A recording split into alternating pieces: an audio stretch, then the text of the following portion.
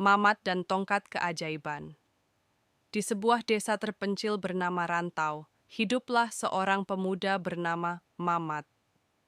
Ia memiliki tekad sekuat baja untuk mengubah nasibnya. Rantau adalah tempat yang damai, tapi kesempatan di sana sekecil biji jagung. Impian Mamat adalah pergi ke metropolis, kota besar yang menjanjikan gedung pencakar langit, pekerjaan bergengsi, dan kehidupan yang sukses. Dengan restu ibunya dan bekal seadanya, Mamat pun berangkat. Namun, perjalanannya tidak semudah yang ia bayangkan.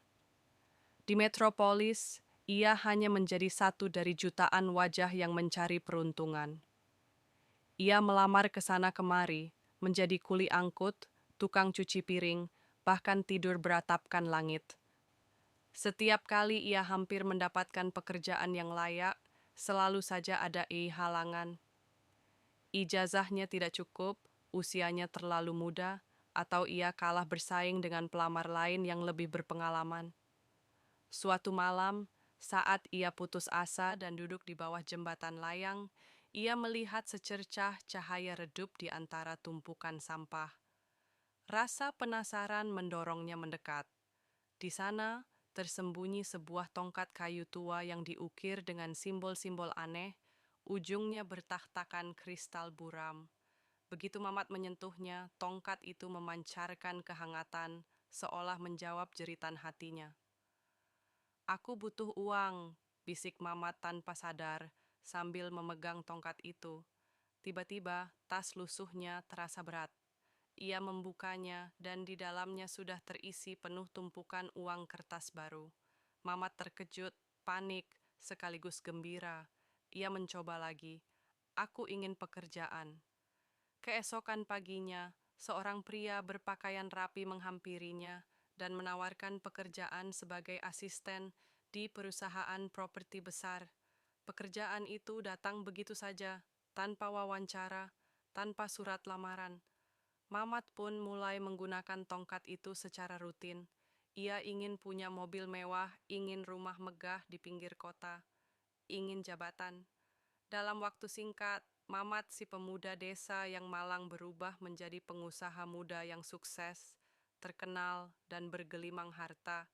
Semua orang memujinya sebagai jenius dan orang beruntung. Namun, kesuksesan yang didapatnya secara instan itu membawa akibat fatal. Setiap kali ia menggunakan tongkat itu, ia merasa ada bagian dari dirinya yang menghilang.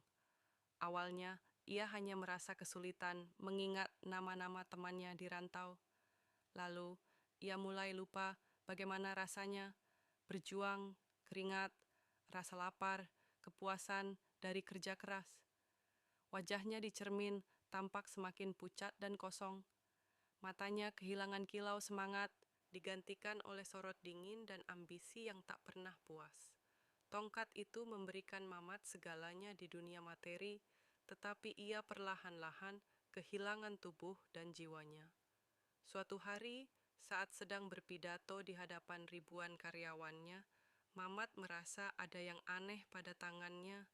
Kulitnya menjadi transparan, seperti kabut tipis. Ia panik dan berlari ke kantornya. Di depan cermin besar, ia menyadari kengeriannya. Tubuhnya mulai memudar. Setiap inci kesuksesan instan adalah harga yang harus dibayar dengan kehilangan dirinya yang sesungguhnya. Jiwanya, yang dulunya penuh harapan dan ketekunan, kini telah menjadi budak dari keinginan yang cepat. Mamat mencoba membuang tongkat itu, tetapi seolah ada benang tak kasat mata yang mengikatnya. Ia sudah terlalu bergantung. Hidup yang ia bangun adalah kebohongan yang disihir, dan tanpa sihir itu segalanya akan lenyap. Di saat-saat terakhirnya, saat tubuhnya hampir sepenuhnya menjadi bayangan yang tembus pandang, Mamat hanya bisa menyesal. Ia sadar, kesuksesan sejati bukanlah apa yang bisa disihir, melainkan apa yang dibangun dengan keringat dan waktu. Mamat, pengusaha sukses itu, menghilang tanpa jejak dari metropolis, seolah-olah ia tidak pernah ada. Yang tersisa hanyalah sebuah tongkat kayu tua yang tergeletak di lantai marmer, menunggu korban selanjutnya yang memilih jalan pintas menuju kemewahan tanpa menyadari bahwa harga yang harus dibayar adalah diri mereka sendiri.